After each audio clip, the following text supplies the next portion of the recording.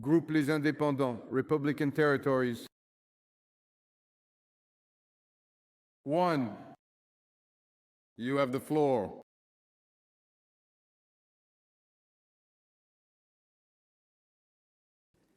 Mr. President, Mr. Prime Minister, ministers, ladies and gentlemen ministers, dear colleagues, Europe is at a critical turning point in its history. The American shield is faltering. Ukraine risks being abandoned. Russia strengthened. Washington has become the court of Nero, an incendiary emperor, submissive courtiers, and a clown on ketamine in charge of the purification of the civil service. It's a tragedy for the free world, but it's primarily a tragedy for the United States. Trump's message is that there is no use in being his ally since he will not defend you, will impose more tariffs on you than on his enemies, and will threaten to seize your territories while supporting the dictatorships that invade you. The king of the deal is showing what the art of the deal is like when groveling. He thinks he will intimidate China by bowing before Putin, but Xi Jinping, in the face of such a debacle, is undoubtedly accelerating preparations for the invasion of Taiwan. Never in history has a president of the United States surrendered to the enemy. Never has anyone supported an aggressor against an ally. And never has anyone trampled on the American Constitution, issued so many illegal decrees, dismissed judges who could stop him, suddenly removed the military chiefs of staff, weakened all checks and balances, and taken control of social networks. This is not an illiberal drift. It is the beginning of the confiscation of democracy. Let's remember that it took only 1 month, 3 weeks and 2 days to bring down the Weimar Republic and its constitution. I have confidence in the solidity of American democracy, and the country is already protesting. But in 1 month, Trump has done more harm to America than in 4 years of his last presidency. We were at war against a dictator. We are now fighting against a dictator supported by a traitor. 8 days ago, at the very moment when Trump patted Macron on the back at the White House, the United States voted at the United Nations with Russia and North Korea against the Europeans demanding the withdrawal of Russian troops. 2 days later, in the Oval Office, the draft dodger was giving lessons in morals and strategy to the war hero Zelensky before dismissing him like a stable boy, ordering him to submit or resign. Last night, he took another step into infamy by halting the delivery of weapons that were promised. What to do in the face of this betrayal? The answer is simple. Stand firm. And first, do not be mistaken. Ukraine's defeat would be Europe's defeat. The Netherlands, Georgia, Moldova are already on the list. Putin's aim is a return to Yalta, where half the continent was ceded to Stalin.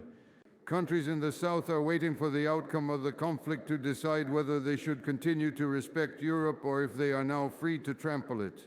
What Putin wants is the end of the order established by the United States and their allies 80 years ago, with the first principle being the prohibition of acquiring territories by force.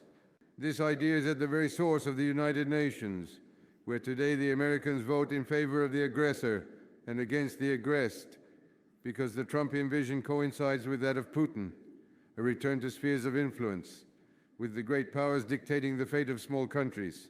To me, Greenland, Panama, and Canada. To you, Ukraine, the Baltic countries, and Eastern Europe. To him, Taiwan, and the South China Sea.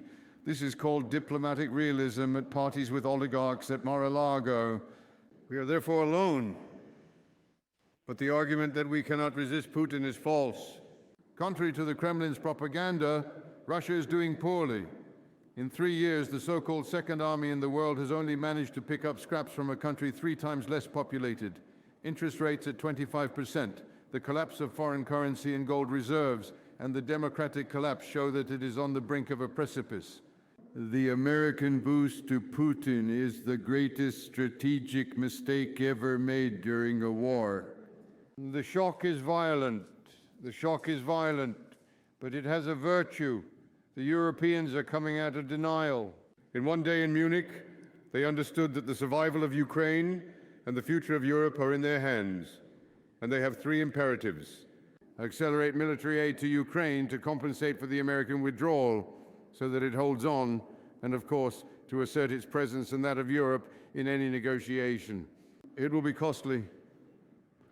The taboo of using frozen Russian assets must be ended. The accomplices of Moscow within Europe must be bypassed through a coalition of willing countries, including, of course, the United Kingdom.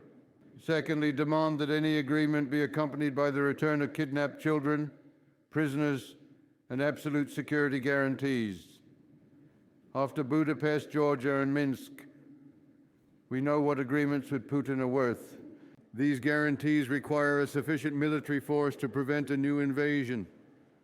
Finally, and this is the most urgent because it will take the most time, we need to rebuild the European defense neglected in favor of the American umbrella since 1945 and scuttled since the fall of the Berlin Wall. It's a Herculean task, but it is on its success or failure that the leaders of democratic Europe today will be judged in history books. Friedrich Merz just declared that Europe needs its own military alliance. This acknowledges that France has been right for decades in advocating for strategic autonomy. It remains to be built. Massive investments will be needed. Reinforce the European Defence Fund outside Maastricht's debt criteria, harmonize weapon and ammunition systems, accelerate Ukraine's entry into the Union, which is today the first European army, rethink the role and conditions of nuclear deterrence based on French and British capabilities, revive missile defense and satellite programs. The plan announced yesterday by Ursula von der Leyen is a very good starting point, and much more will be needed.